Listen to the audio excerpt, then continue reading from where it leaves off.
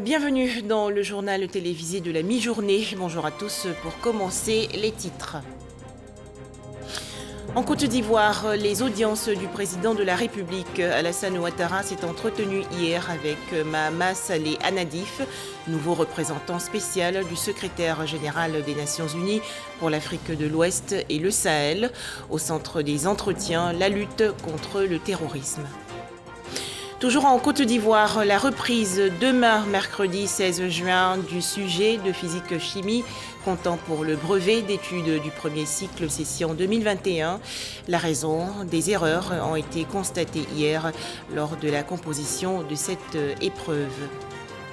Enfin, le nouveau procureur de la Cour pénale internationale, la CPI, Karim Khan, va prendre ses fonctions demain, mercredi 16 juin 2021.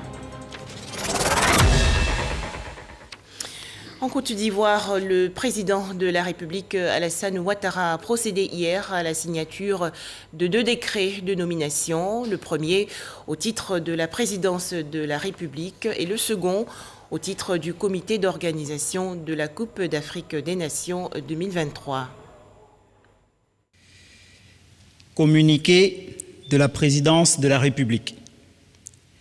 Le président de la République, son Excellence M. Alassane Ouattara, a procédé ce lundi 14 juin 2021 à la signature de 2 décrets de nomination au titre de la présidence de la République et du comité d'organisation de la Coupe d'Afrique des Nations 2023, COCAN 2023.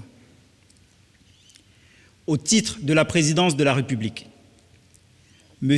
Ali Koulibaly est nommé ministre, conseiller spécial auprès du président de la République. Au titre du comité d'organisation de la Coupe d'Afrique des Nations 2023, COCAN 2023, M. François Albert Amichia est nommé président du comité d'organisation de la Coupe d'Afrique des Nations 2023, COCAN 2023. Fait à Abidjan le lundi 14 juin 2021.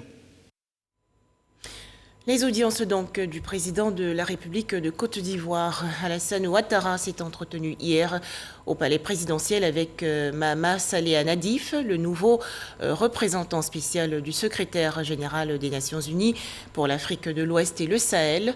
Les entretiens ont porté sur la lutte contre le terrorisme. Les précisions de Awa Touré. En tournée de prise de contact avec les autorités de la sous-région ouest africaine, après sa prise de fonction, le représentant spécial du secrétaire général des Nations Unies pour l'Afrique de l'Ouest et le Sahel, Saleh Anadif, reçu par le président de la République, Alassane Ouattara. L'occasion de passer en revue les défis sécuritaires qui concernent toute la sous-région. Je suis venu me présenter au président de la République. Et effectivement, nous avons parlé des défis, notamment les défis sécuritaires dont il est question. On a parlé de ce qui s'est passé à la frontière il y a 2-3 jours. On a parlé de ce qui s'est passé au Burkina Faso. Donc, c'est des défis réels. Et je crois que nous sommes arrivés tous à la conclusion que c'est des défis globaux qui concernent toute la sous-région. Et on devrait avoir une vision régionale. Ce qui se passe au Mali, ce qui se passe au Burkina, concerne également les autres pays qui sont au niveau de la côte, notamment la Côte d'Ivoire. Et là, je crois que le président a fait une analyse extrêmement précieuse et nous allons bâtir sur cette analyse pour faire en sorte que les Nations Unies, les autres acteurs, les autres partenaires puissent également être aux côtés de ces pays pour faire face à cette menace qui de plus en plus devient sérieuse. Nommé le 26 mars 2021, le Tchadien Saleh Anadif succède au Ghanéen Mohamed Ibn Chambas. Il était depuis 2015 représentant spécial du secrétaire général au Mali et chef de la mission des Nations Unies pour la stabilisation de ce pays, la MINUSMA. Toujours en Côte d'Ivoire, le brevet d'études du premier cycle session 2021. Le sujet de physique-chimie sera entièrement repris. La raison, les exercices donnés pour cette épreuve n'ont pas été abordés en classe par les élèves de 3e. Écoutons les explications du ministère de l'Éducation nationale et de l'alphabétisation. Les candidats ont connu cette journée des désagréments pendant les épreuves de sciences physiques liées aux allègements qui ont été appliqués sur les programmes scolaires cette année. C'est-à-dire qu'il y a des parties qui n'avaient pas été enseignées dans le programme de l'année scolaire qui ont apparu dans les évaluations.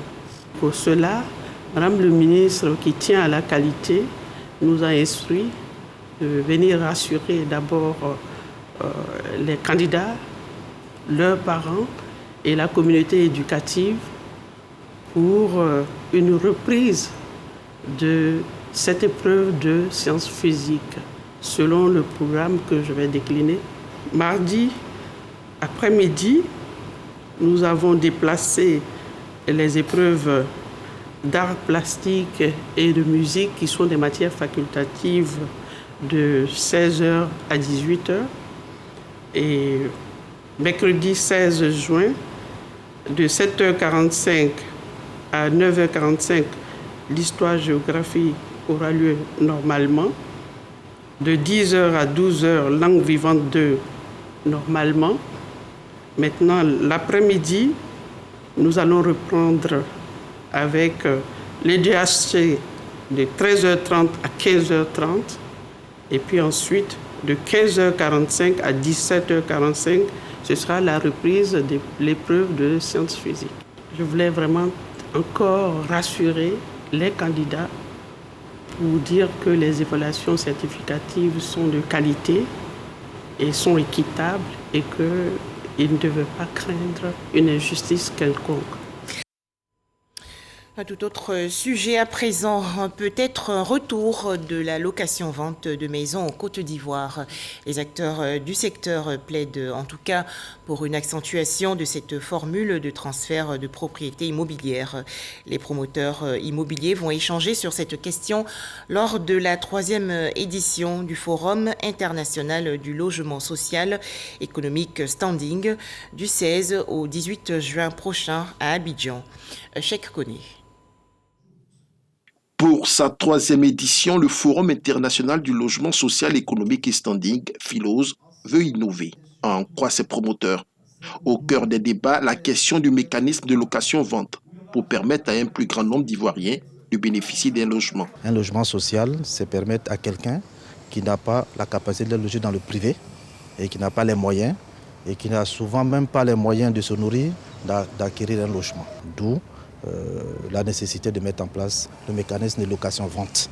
Cette mécanisme de location-vente avec des paiements de loyers sur 25 ans, nous nous sommes dit que c'était possible. C'est pour ça que nous avons réfléchi et nous allons faire venir des investisseurs qui ont la capacité en fait non seulement de structurer des financements dans ce sens-là, mais aussi qui ont la possibilité de nous accompagner dans le financement. C'est du 16 au 18 juin prochain à Abidjan que se tiendra la 3e édition de ce rendez-vous. Une vingtaine de pays étrangers est attendue. Le thème principal est FILOS pour relever les défis du logement en Afrique. Direction Paris, la capitale française, où 15 jeunes porteurs de projets dans le cadre du Fonds spécial Diaspora ont reçu des chèques. Plus de 300 millions de francs CFA pour financer leurs activités. C'est une initiative du ministère de la Promotion de la Jeunesse, de l'Insertion professionnelle et du Service civique. Les explications de Franck Quadio. Le gouvernement ivoirien dans la dynamique de l'aide à l'entrepreneuriat et cette fois au-delà des frontières. Mamadou Touré, le ministre de la Promotion de la Jeunesse, de l'Insertion professionnelle et du Service civique est à Paris. Dans la capitale française, les jeunes porteurs de projets, au nombre de 15, reçoivent leur chèque. C'est le Fonds spécial Diaspora. Ce SUS est totalement transparent. Vous n'avez pas eu besoin donc de connaître l'ambassadeur, ni le ministre, ni qui que ce soit.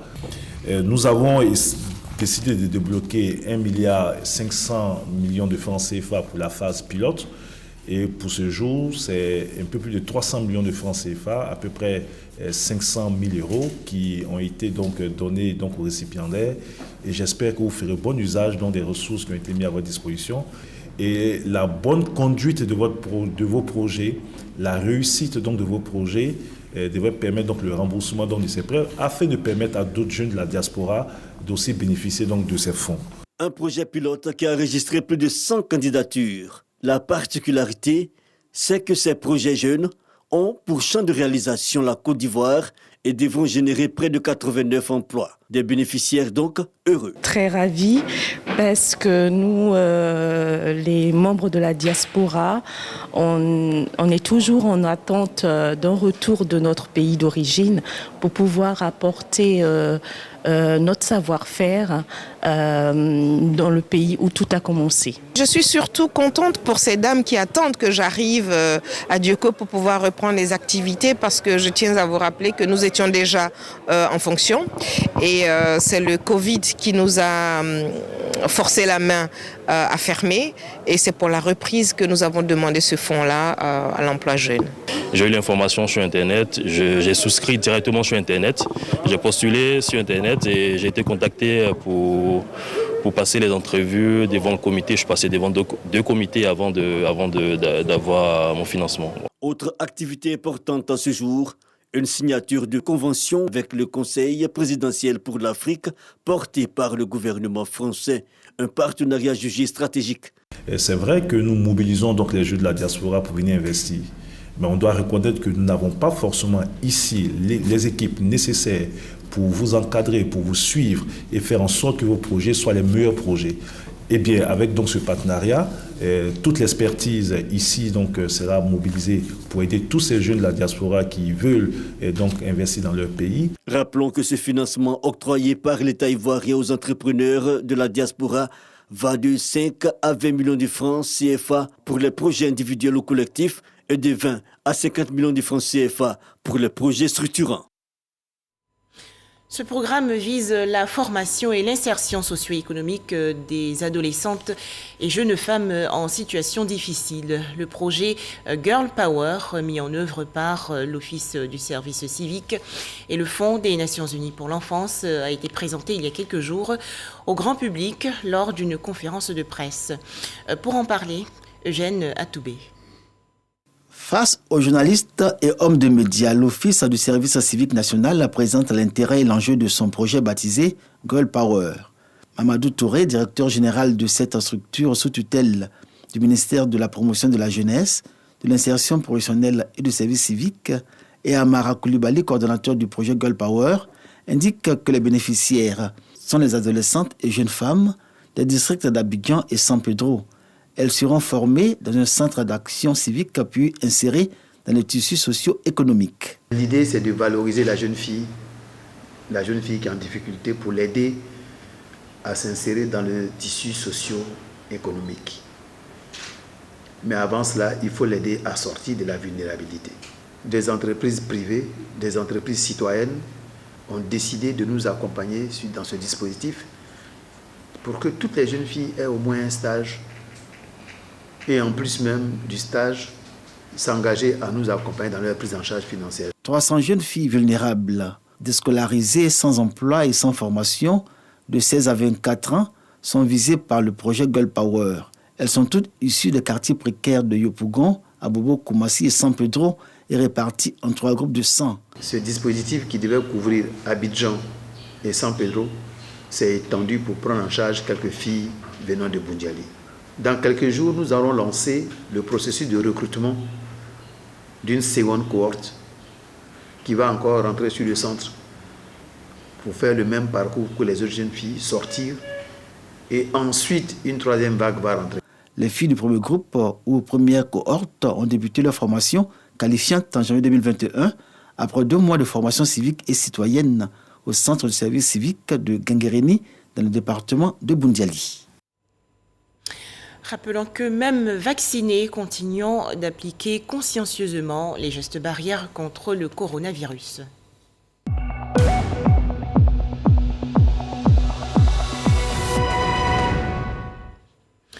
58 nouveaux cas de coronavirus enregistrés hier en Côte d'Ivoire par le ministère de la Santé, de l'Hygiène publique et de la couverture maladie universelle. Le pays comptabilise actuellement 47 760 cas confirmés de coronavirus, 47 239 personnes guéries, 306 décès et 215 cas actifs. Le ministère de la Santé, de l'Hygiène publique et de la couverture maladie universelle rappelle que la vaccination contre le coronavirus est volontaire et gratuite. Des médicaments et équipements médicaux pour les enfants malades du rein. Ces dons de l'organisation non gouvernementale Les Zinzins du Bonheur ont été remis récemment à l'Institut national de santé publique de la commune d'Adjamé. Noël Dagnogo et Abou Sanogo. En Côte d'Ivoire, les maladies du rein sont un problème de santé publique avec une prévalence hospitalière de plus de 500 patients par an et un taux de mortalité de 80% par manque de moyens dans le seul service de néphrologie du CHU de Yopougon détaché à l'INSP, l'Institut national de santé publique d'Adjamé. Les difficultés financières, Fatoumata, parent de malade, y est confronté. Bon, je suis à Bobo, j'ai dû de transport et puis les séances de dialyse, je dis c'est trop, je suis fatigué. C'est à vie, voilà, parce que c'est chronique. Donc je ne sais pas, à moins qu'on trouve des donneurs pour faire la greffe. On n'a pas les moyens pour faire ça. Des parents sans ressources. L'ONG Les Zinzins du Bonheur joue sa partition, et cela à travers un don de matériel et de médicaments à l'INSP. On voulait véritablement venir en aide aux parents dont les enfants souffrent de l'insuffisance rénale ou bien de tout autre type de maladie rénale. Nous avons mobilisé les membres de notre association et divers donateurs afin de leur offrir ces dons. Ce sont des dons de médicaments essentiellement et pour la prise en charge de la dialyse de ces enfants. Le responsable du service néphrologie pédiatrie a exprimé sa reconnaissance à l'ONG Les Zinzins du Bonheur qui répond toujours à leur appel. Tout est important en néphrologie. Donc vraiment merci. Merci de perdurer avec nous. C'est un long chemin. Retenez beaucoup que les Zinzins du Bonheur ils nous aident. Ce n'est pas seulement pour l'insuffisance rénale aiguë. Le syndrome néphrotique, il y a des médicaments qui coûtent cher. À part les corticoïdes, il y a des médicaments qui coûtent une boîte 120 000, 150 000. Ils ont décidé de nous aider à avoir ces médicaments-là pour aider les enfants. Et vraiment, soyez-en remerciés. L'Institut national de santé publique est le seul service néphrologie pédiatrique en Côte d'Ivoire en charge des enfants malades du rein. Toujours au chapitre santé, 10 appareils d'hémodialyse offerts récemment au centre médical du policier de Yopougon en Dokwa. C'est un don de la fondation Salomon Kalou. Le point dans ce reportage de Godefroy Okambawa. 10 appareils de dialyse et une salle de traitement d'eau d'hémodialyse qui alimente des générateurs. C'est le don fait par la fondation Salomon Kalou au centre médical du policier de Yopougon. Un geste de solidarité du footballeur international qui vient soulager les patients et améliorer le plateau technique de cet établissement sanitaire. C'est dans des structures privées que nous traitions nos dialysés. Aujourd'hui, nous avons fait appel à la Fondation Kalou qui nous a mis à disposition 10 machines de dialyse qui fonctionnent correctement.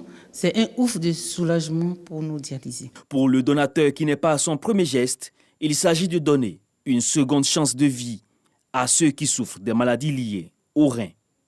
On a été séduit par le projet de Madame la DG qui se bat beaucoup, qui fait beaucoup de bien à la police nationale. Donc on s'est dit, voilà, quand une maman se bat, c'est à nous les enfants de venir à son secours, de l'aider, de l'épauler. C'est quelque chose de précieux. La santé, ça n'a pas de prix. Donc être là avec les malades, pour moi, c'est les soutenir. Et, voilà, ça me fait énormément plaisir. La Fondation Salomon Kalou entend construire bientôt un centre spécialisé de reins afin de prendre en charge toutes les pathologies liées à cette maladie. Faciliter également l'accès aux soins aux personnes vulnérables. Une sensibilisation pour mettre fin au tabagisme en Côte d'Ivoire. L'organisation non gouvernementale Aidons-les a sillonné il y a quelques jours les communes du district d'Abidjan. Objectif, expliquer aux populations les effets néfastes du tabac sur la santé. Jean Djadji. Une tige de cigarette allumée entre ses doigts. Fofana fume à longueur de journée un paquet de cigarettes. Pour lui, fumer est un plaisir, mais aussi une façon de surpasser ses difficultés. Sa consommation du tabac date de plus de 10 ans. C'est depuis le début de la crise, j'ai voulu essayer, il y a quoi d'extraordinaire dedans. Depuis ce jour, je me suis retrouvé dans la cigarette. Dans son quartier à Abobo, à Nonkwa, pendant les jours non ouvrables, Fofana et ses amis, réunis autour d'un thé, fument souvent de la cigarette. Quand tu es habitué à la cigarette, même quand tu es dans la solitude, là, bon, tu as envie de fumer, pour sortir dedans, bon, c'est pas facile. Accro, effet sensationnel, difficile d'arrêter de fumer la cigarette. La consommation du tabac, un véritable danger.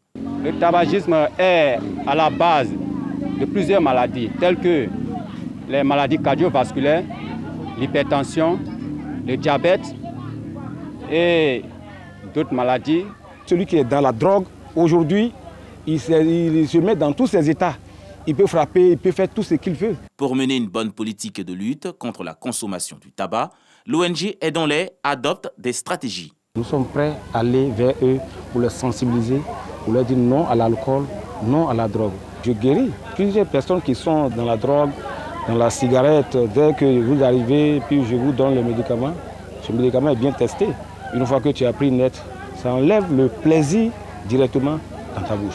Tu n'as plus l'envie de fumer, tu n'as plus l'envie de boire, tu n'as plus l'envie de rentrer dans la drogue. Créée depuis 2012, l'ONG Aidons-les a pour objectif principal de lutter contre le tabagisme, l'alcoolisme et la toxicomanie sur toute l'étendue du territoire national. Cet exercice a enregistré la participation de personnes issues de l'administration publique, des entreprises privées et autres compagnies pétrolières. L'exercice de simulation du plan Polumar visant à lutter contre la pollution marine a été organisé récemment dans la commune du Plateau par le ministère de l'Environnement et du Développement durable. Grace Kando. Mercredi dernier, une collision en mer a eu lieu entre un navire-citerne transportant 50 000 tonnes d'hydrocarbures et une plateforme pétrolière abandonnée. L'incident s'est produit à 35 km des côtes ivoiriennes. Une cellule de crise est mise en place pour organiser et entreprendre des actions de lutte contre la pollution. Je confie la coordination des opérations au directeur du CIAPOL. Je reste à l'écoute de l'évolution des événements. Toutes les ressources logistiques, tous les moyens nécessaires doivent être mobilisés pour juguler cette pollution au plus vite. Au besoin, la cellule de crise sera obligée de réquisitionner tous les moyens nécessaires pour faire face à cette catastrophe. Ceci est un exercice de simulation du plan Polumar, plan d'urgence de lutte contre les pollutions accidentelles en mer, en lagune et dans les zones côtières. C'est un scénario qui se répète chaque année dans le cadre de la quinzaine nationale de l'environnement. Des images à présent. Bouaké, dans la région centre du pays, a abrité récemment la deuxième édition de l'opération de curage des caniveaux lancée par l'AGEROUTE, l'agence de gestion des routes. Objectif, assainir le cadre de vie des populations et préserver la voirie urbaine. Cet artiste pluridisciplinaire a été célébré il y a quelques jours à l'université Félix Houphouët-Boigny de Cocody. Il s'agit de Werewere Liking Nyepo, fondatrice du groupe Kiimbok et membre de l'Académie des sciences, des arts, des cultures d'Afrique et des diasporas africaines. Ces travaux ont été étudiés lors d'un colloque. Les précisions de Franck Quadio. 3 jours de travaux scientifiques autour de l'œuvre artistique de Werewere Liking. Stature d'une artiste complète, c'est l'angle des réflexions, l'Observatoire national de la vie et du discours politique. L'initiateur est un groupe d'enseignants-chercheurs. Elle est à l'international l'une des icônes les plus importantes de la culture ivoirienne en particulier et africaine en général. Malheureusement, le monde universitaire ivoirien a très peu étudié ses œuvres, motif qu'elle est hermétique. Organiser donc un colloque sur son œuvre, c'est la remettre au goût du jour et en odeur de sainteté avec le monde universitaire ivoirien qui lui rend aujourd'hui un vibrant hommage. À l'université Félix Houphouët-Boigny de Cocody, le colloque mobilise plusieurs énergies du monde de la recherche. Il s'agit de décortiquer l'idéologie de cet artiste multidimensionnel sous tous les contours. L'œuvre de Mme Werowory Likine s'inscrit dans une perspective anthropologique de mémoire culturelle. Et je crois que cette dimension doit être véritablement prise en compte par les chercheurs d'aujourd'hui. Metteur en scène, chanteuse, chorégraphe, romancière entre autres, Werowory Likine, de son vrai nom Edine Diok, est membre de l'Académie des sciences, des arts et des cultures d'Afrique et des diasporas africaines qui a tenu à l'honorer. L'Union africaine a remis en scène la Renaissance africaine, qui est en fait le permanent culturel du développement de notre continent. Et je crois que parmi les personnels qui ont participé à cet événement, eh bien, il y a sans aucun doute Werowory Likine. Et j'ai donc félicité pour ce qu'elle a fait. Ces 4 années de carrière, une dame de culture à l'échelle du continent, voire au-delà, Werowory Likine savoure le moment. L'œuvre artistique n'est achevée que par celui qui la consomme. Donc je vois ce que les gens arrivent à trouver, à détecter dans mon œuvre que parfois moi-même je n'ai pas vu et c'est très réconfortant. Un colloque et des distinctions dédiées à Werowory Likine, né en 1950 à Douala au Cameroun et installé ensuite en Côte d'Ivoire. La fondatrice du village Akiyi Mbok a plusieurs fois été élevée dans l'ordre du mérite national culturel de Côte d'Ivoire. Dans l'actualité nationale également, la célébration de la fête des mères 2021 à l'école de police dans la commune de Cocody. Les épouses de policiers ont reçu des présents, dont des ustensiles de cuisine et des pagnes. C'est une initiative de l'association des épouses des policiers de Côte d'Ivoire. Mahama Traoré. Ambiance surchauffée à la salle des fêtes de l'école nationale de police d'Abidjan.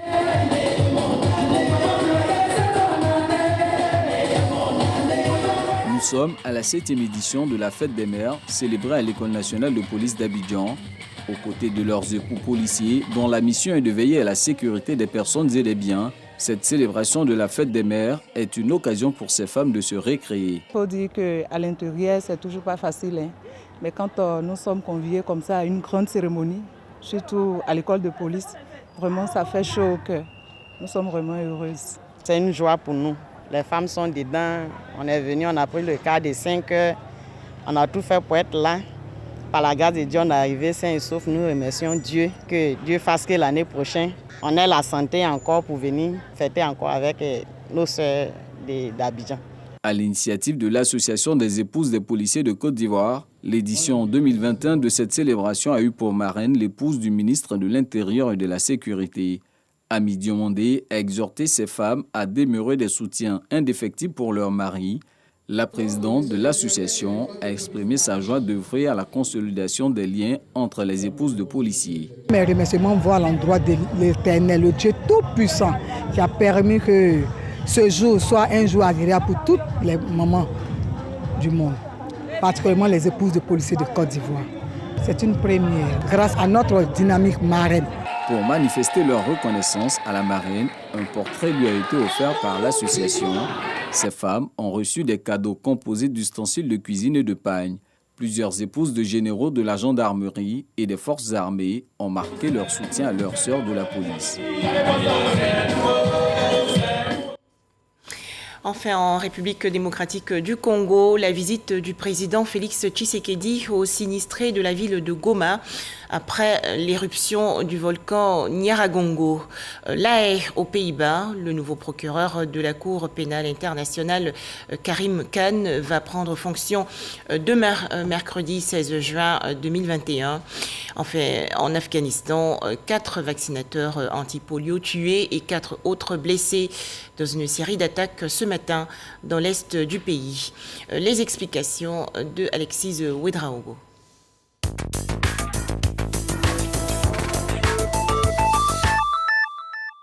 Prenez que la situation Le président congolais Félix Tshisekedi s'est rendu lundi auprès des déplacés de Goma suite à l'éruption volcanique du 22 mai dernier. Dans la région pour une dizaine de jours, il a promis tout mettre en œuvre pour accélérer la mise en place des logements temporaires pour les quelques 15 000 personnes dont les maisons ont été détruites. La vaccination contre la Covid est ouverte aux 12-17 ans en France depuis ce mardi. Elle sera faite sur la base du volontariat avec l'accord des parents et devrait participer au mouvement d'immunité collective, mais aussi protéger les adolescents qui parfois développent des formes asymptomatiques. La vaccination des mineurs nécessite l'autorisation des 2 parents. Un seul d'entre eux pourra accompagner l'enfant le jour de la vaccination, mais doit s'engager sur l'honneur à ce que l'autre ait donné son autorisation. Le 3e procureur de la Cour pénale internationale prend ses fonctions demain mercredi pour 9 ans. Il s'agit du Britannique Karim Khan, un spécialiste reconnu de la justice internationale qui remplace Fatou Bensouda. Le nouveau procureur a de nombreux défis à relever dans un tribunal dont la légitimité est en permanence remise en cause. 4 vaccinateurs anti-polio ont été tués et 4 autres blessés dans une série d'attaques ce mardi dans l'est de l'Afghanistan. Ils étaient présents pour une opération d'immunisation des enfants contre la poliomyélite quand ils ont été attaqués. 3 autres employés du programme de vaccination ont été aussi blessés dans une 3e attaque à Djalaba, a indiqué la police nationale. Et c'est la fin de ce journal. Merci de nous avoir suivis.